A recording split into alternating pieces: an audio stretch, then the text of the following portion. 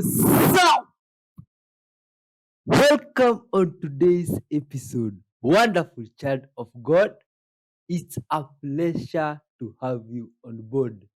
Thank you for joining us today. Hit like and subscribe. I am your host and friend Y311H, and today we shall be joining hands in spreading love and good vibes together to the whole world while reacting to incredible videos that we have.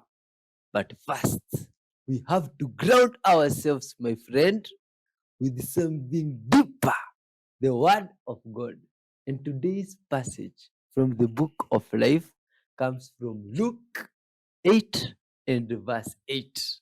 This is what it says. Oh, still, other seed fell on good soil. It came up and yielded a crop 100 times more than was grown. That is what it says. Let's say a short, quick prayer before we dive in. Thank you, Father, for this beautiful day. Thank you for your love and kindness. Thank you for the experience, dear Lord, that you shall be giving us in today's episode. We give you glory for everything. Thank you, dear Lord, for gathering us together with your child here in spreading love and good vibes. Help us, Father. May you cover us till the end of this episode, Father. And these viewers that have joined us, dear Lord, may you be good to them. Show them your ways, Father, and may your goodness surround them. In your holy name, Jesus Christ, we do pray, trusting and believing. Amen. Let's dive in, child of God. Everyone's asking me for an update on the viral video of the Temple Mount road signs. This is crazy. You have to check this out. Now we have Third Temple flags going up in Judea and Samaria, all over the West Bank, angering Palestinians and causing a total uproar. They are complaining on Twitter that these flags have been put up for the past few weeks, and once they get put up, they are never taken back down. What's even crazier is that this week, Israel took control of the Tomb of the Patriarchs back from the Jordanian Waqf to do significant structural upgrades, which is completely unprecedented in history. Why is this significant for the Temple Mount? Because the Jordanian Waqf also controls the Temple Mount. So this is setting a precedent that if the control is given over to Israel for another religious monument, you can see where I'm going. Now, you may or may not know that we are in the 3 weeks preceding the 9th of Av, which is the morning of the destruction of the first and second temples. Well, the Temple Institute published a podcast this week, and at the 13:54 minute mark, he said, now that Israel is back in the land and has sovereignty over the Temple Mount, simply mourning isn't enough. The mourning has to be transformed into focusing on rebuilding. Study, research, prepare things, preparing vessels, teaching, and educating is all crucial. The Temple Institute has been involved in this for 40 years, and the tremendous progress has been made, and this was not on the radar then. Then at 1946, he said, once God sees it matters to us this much, it's in, he's here, God's waiting for this. It's not up to Mashiach, it's not up to the Messiah to build the Holy Temple, it's up to us. And when the time comes, Israel is entitled to ask for help from the Gentiles, because this is what King Solomon did. And then at 22:12, he said, a lot of us want the same thing. We want peace. We want harmony. Peace and safety, anyone?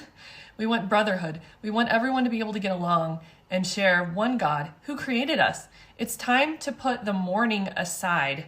We need to use these 3 weeks instead of mourning to focus on the temple because it plays a part in our everyday lives. We have to get to work. We need to use these 3 weeks not to get started because we've already gotten started, but moving forward on the project in rebuilding the Holy Temple. And once the temple is rebuilt, these will no longer be 3 weeks of mourning, and the fast days will no longer be fast days. Zechariah says that 4, 5, and 7, and 10th will become days of feast and celebration. Also in this video, he interviewed a key source of information who has ties to the Temple Institute, who said at the 22-minute mark that they could have a temple ceremony ready within 3 hours, okay? That is crazy. 3 hours. I told you guys they already have all the stuff they need.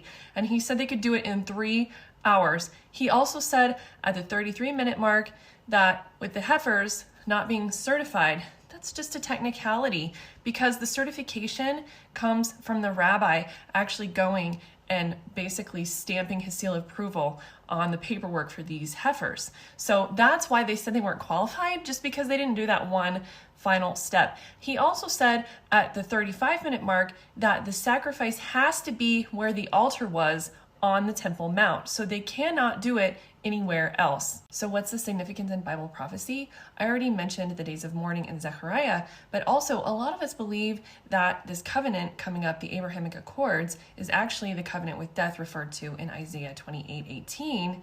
And we believe that the Temple Mount is going to be included in this covenant.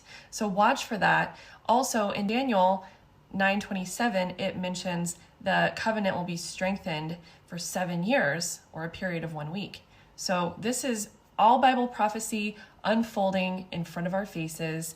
Make sure that you get right with Jesus because he is coming soon. And if you don't know him as your Lord and Savior, we know if you confess with your mouth Jesus is Lord and believe in your heart that God raised him from the dead, you'll be saved. And don't forget to get baptized. If these Israelites are the real God's people, what are we then? Just a friendly and daily reminder that Louis Vuitton, that Louis Vuitton had human zoos. Human zoos. Oh my God, that how? I know you might have heard this before, but I just wanted to remind you, no matter how sad their story is, don't let anyone move in your house. Don't let anyone move in your house. I'd rather pay for a hotel for you for a couple of nights. It might be a motel with interest straight from the front door, but before you come in this house, that story got to be diabolical. And still at that same time, yes, Mama, the answer is no. Love your neighbor the way you love yourself, my friend.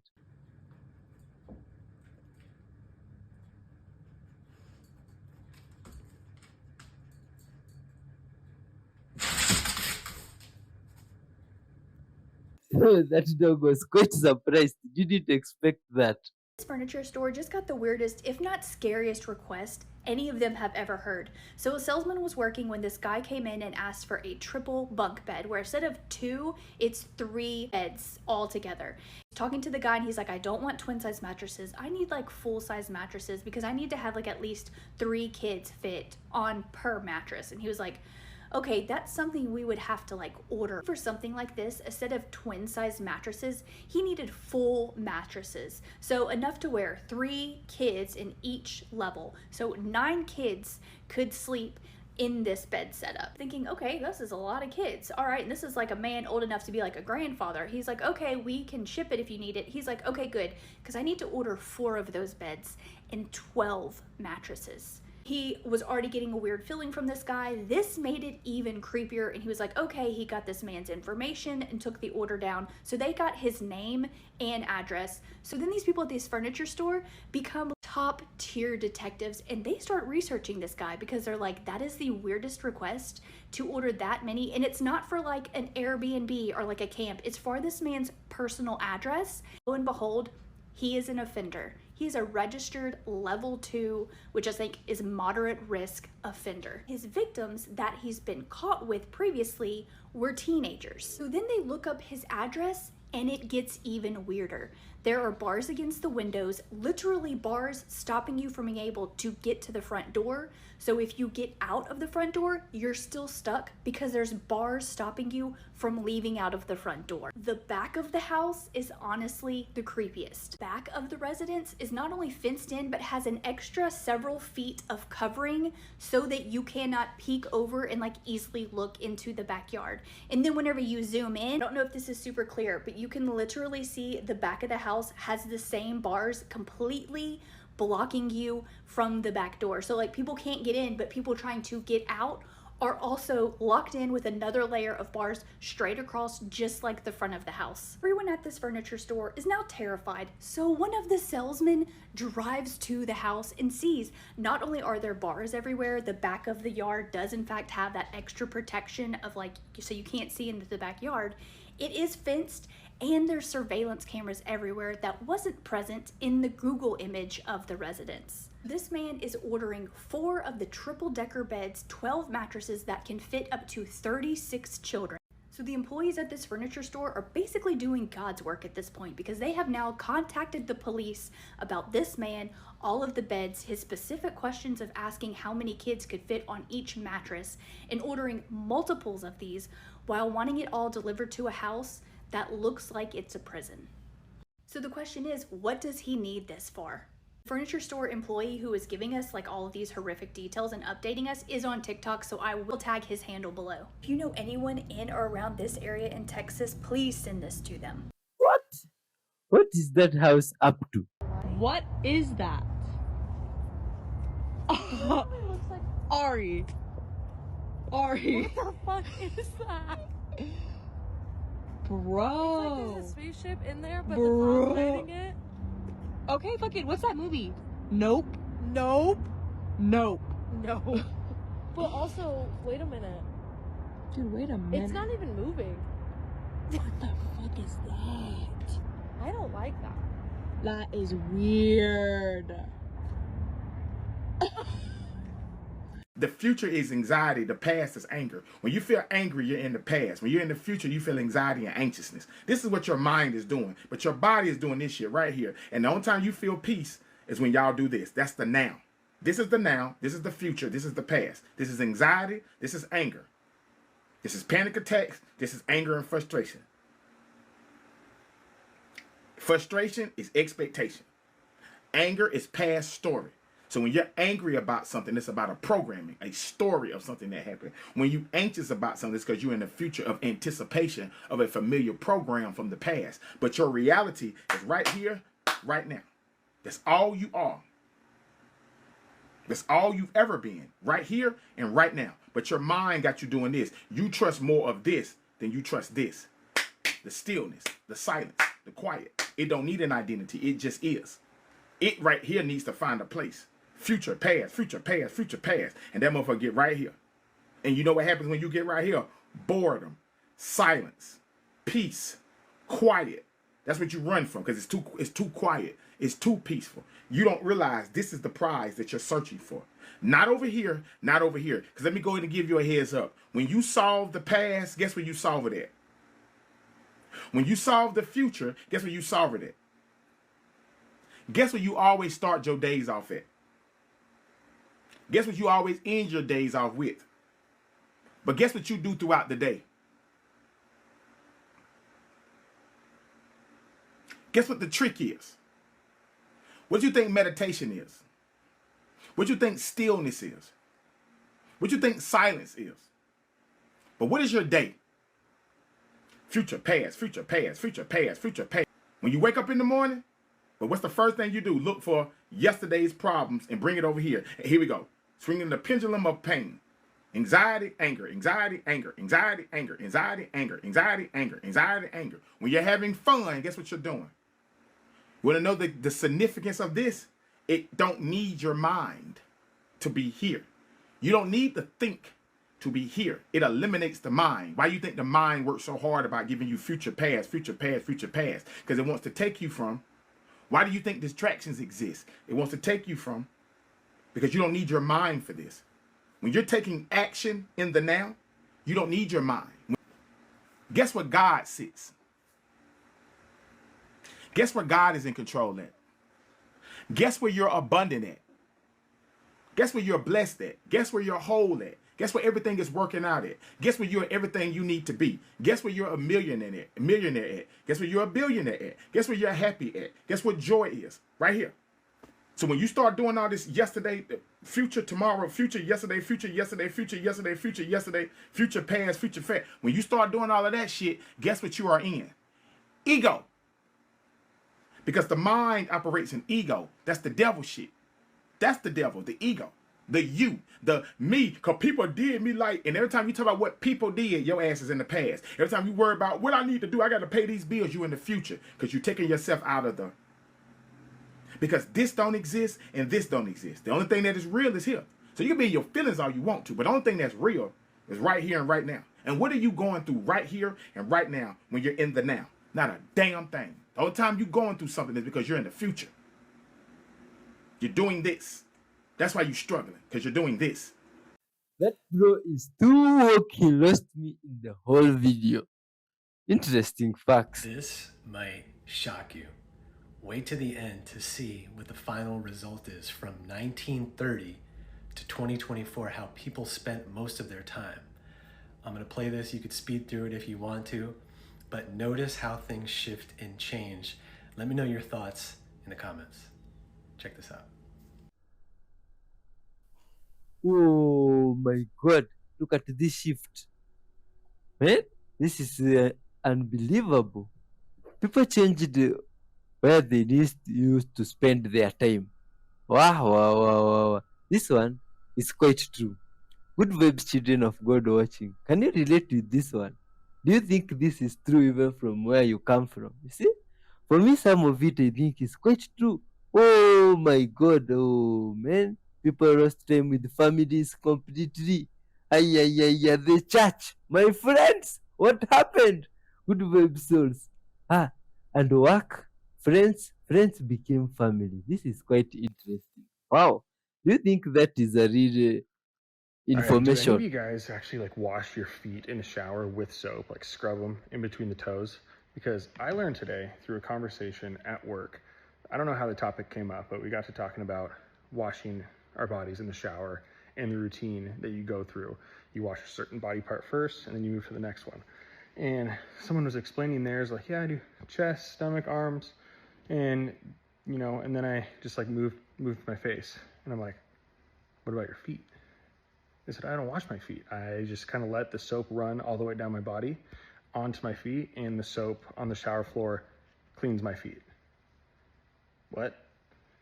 So apparently there's people out there, in the group I was in, like a lot of them agreed with it, and they do the same thing. So apparently it's a thing that you don't wash your feet with soap in the shower. And I'm curious if there's people out there like you watching this video, do you wash your feet with soap? Because I think it's disgusting if people don't do that. Oh, how else do you wash your feet if not with the soap? Good vibes, children of God. Hey, how y'all doing? Just so we're clear, this isn't bread, right? Like that's not bread. Bread shouldn't be able, when you ball up bread, it shouldn't be able to just unwilt. I mean, this isn't. This one is like you have to buy some bread and try. You now have to pay a $250 refundable security deposit to visit America. That's starting October 1st. Why? Because the U.S. government says too many people are overstaying on their visas. And this new fee is meant to hold travelers accountable. So here's how it works. You pay $250 up front when you apply for a visitor's visa, student visa, almost any non-immigrant visa. When you leave the United States on time without violating your visa, the U.S. government returns your money. But if you overstay your visa or violate your visa, you have now forfeited that $250. It's like a refundable security deposit on your visa. Tag someone who needs to know this. But that's quite interesting, man. How? Hard way, but I'm gonna go ahead and tell you anyway. There's absolutely nothing that you can delete from your phone that CID cannot bring back to that phone. You end up in an investigation and they get a hold of that phone, and they will get that phone. Contrary to what you all believe, if it's that serious, they're gonna get that phone, and they're gonna take that phone and they're gonna hook it to a machine, and everything you ever had in that phone is gonna come back. Every inappropriate text message, every nude photo, all your damn TikTok drafts, everything will come back to that phone in the matter of seconds, and then your ass is cooked. So just keep doing crazy shit and end up in a 15-6 or a law enforcement investigation. The way to the wise is in the north. Hey, that is scary. What? Something super weird just happened, and it has me questioning reality. Take a look at this. So I came out into my garden here in the middle of the day, looking at the banana plant, looking at the koi pond, and then I spent a couple of minutes looking at lemongrass, which I've never grown before. It's over here. I've got a couple of them over here as well, one down here, and it's doing really well. So I go back inside the house, and meanwhile I've left my phone out inside on the desk, and I began looking at YouTube. Now keep in mind I wasn't looking at anything ahead of time of YouTube, I wasn't looking at any gardening videos or any lemongrass videos in particular. Nothing like that. Nothing at all even remotely related. And look what popped up immediately on my screen in YouTube. Now, how do you explain that? Is this a supernatural thing? Are we being spied upon by satellites that can zero in and read our thoughts? What is going on? I bet it just happens here on this side. I can't believe this trick works. Look. The key's out of range. If I come here,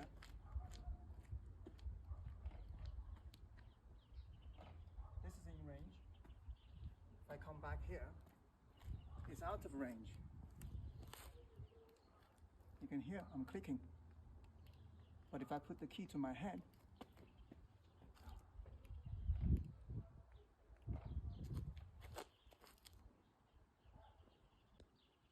what the hell is happening?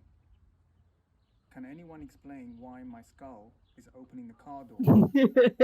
Hey, that guy has an issue. You should also know. You'll never guess what this kid tells his mom after seeing the ultrasound pictures. Take a look. What's too loud? Dad. What? Too loud. This. Too loud. Too loud. This is too loud? Yeah. This? Yeah. Here. No, it's too loud. Yeah? Put it away. Put it away? Yeah. So this kid looks at a black and white ultrasound photo and starts crying that it's too loud. Not weird, not scary, too loud. Let me explain. At first you might think, oh, this kid's just being dramatic. But actually, there's some neuroscience behind it. Our brains naturally use cross-modal processing to blend senses, such as blending sounds and sight to understand speech. But in rare cases, those wires get too crossed, and this is called synesthesia, where one sense automatically triggers another. So someone might see colors when they hear music, or in this case, hear a sound when they see an image. To us, it's just a photo, but to him, it's a speaker on full blast. This sort of sensory crossover is rare, but real, and especially more common in children whose senses are still developing. So when a toddler says a picture is too loud, believe him. Yeah. So this is a leak in a tank? Yeah. Leak. This is a MagnaSil 12x12 leak patch. Okay. Rare earth magnets. All right. Flexible. Okay. Simply apply. Wow. Wow. Stops the leak. Yeah. And when you want to peel it off?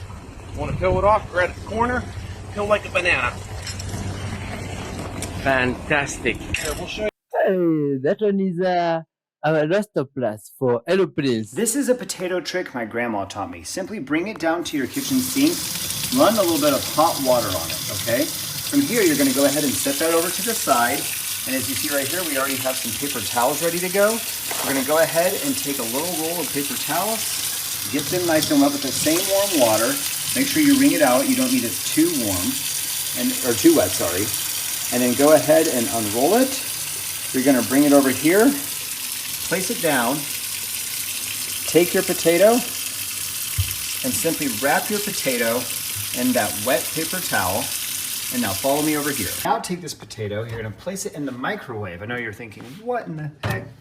You're gonna sit it here and you're gonna put it on high and cook it for 3 minutes. Watch what happens. All right, now once that's done, make sure you have an oven mitt because it will be a little hot. Grab the potato, bring it over here, place it down on a cutting board and go ahead and flip it over and begin to unwrap it. And I know what you're thinking, there's no way this thing actually cooked all the way through. But you will see that just in a matter of those few minutes, you will have a perfectly baked potato ready to enjoy. Oh, he lost me when he put it in the oven. Where can I get one? Bro said potholes are not my friend. Brother, a slight dip in the road is not your friend. A rock is not your friend. A pebble is not. Nothing is your friend. There's no rubber. You have 0 tire. This is crazy, man. What? That's not a normal tire. How is that guy driving? You know how when you're acting on your passion, it seems like time passes in a flash? Yes. You've had that experience? Yes. So if you are doing something you love to do and you're in that state of being and it appears like or feels like maybe 15 minutes has passed, when you look up and reconnect with the world and oh, it's been 2 hours or 3 hours.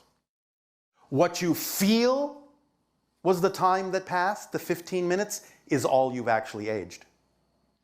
Even though you might reconnect with the world 3 hours later and catch up to the consensus reality of time, if you only experienced 15 minutes in that experience of joy, you have actually only aged 15 minutes. That's how you become ageless. You collapse time. You live in the moment. You don't experience as much time because you're not focusing on so many details that you need more time to focus on them. You're acting holistically. You're living more in the now, which is timeless. But there's so many passionate people who age just like everybody else. And that's okay. Just look at how they age, though. I'm not saying you won't mature. Even we mature, but we are not infirm. We are not diseased. We are still energetic. And many of you are too, no matter how old you are. You're getting more and more examples on your planet of people that are over 100 who can probably outdo you. So the idea is to understand that that's possible, understand it's becoming even more probable, and allow yourself not to focus on that needing to be the outcome, but just focus on living in the moment and let yourself age and mature naturally for you. Because there is still a reason for that to happen in your society to a certain degree. Now, that will become less and less and less necessary over time. And for some individuals, it may not be necessary at all at any age, in any time frame, in any era. But the idea is that if it does happen while you're living in the moment, then there's a reason for it to happen that serves you. So stop having the insistence that something shouldn't be happening. Just use what's happening in the most positive way you can. That's the point of this conversation. Oh, that was quite interesting hearing it from Things that aliens. Christians aren't ready to hear. That Satan is the good guy in the Bible.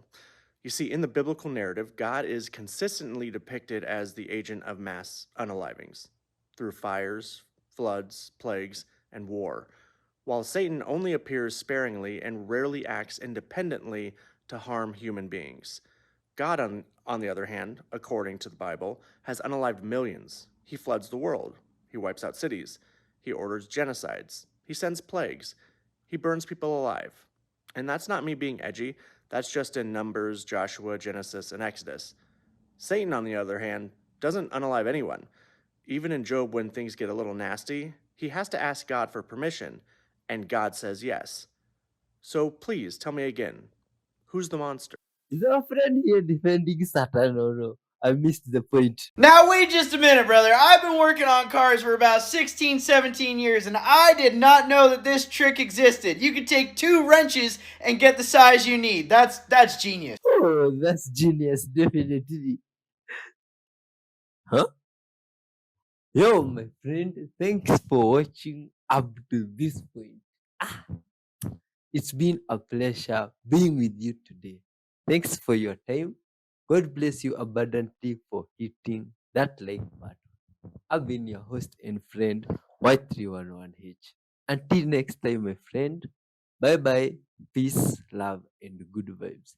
Hit the notification button and the super thanks if you can.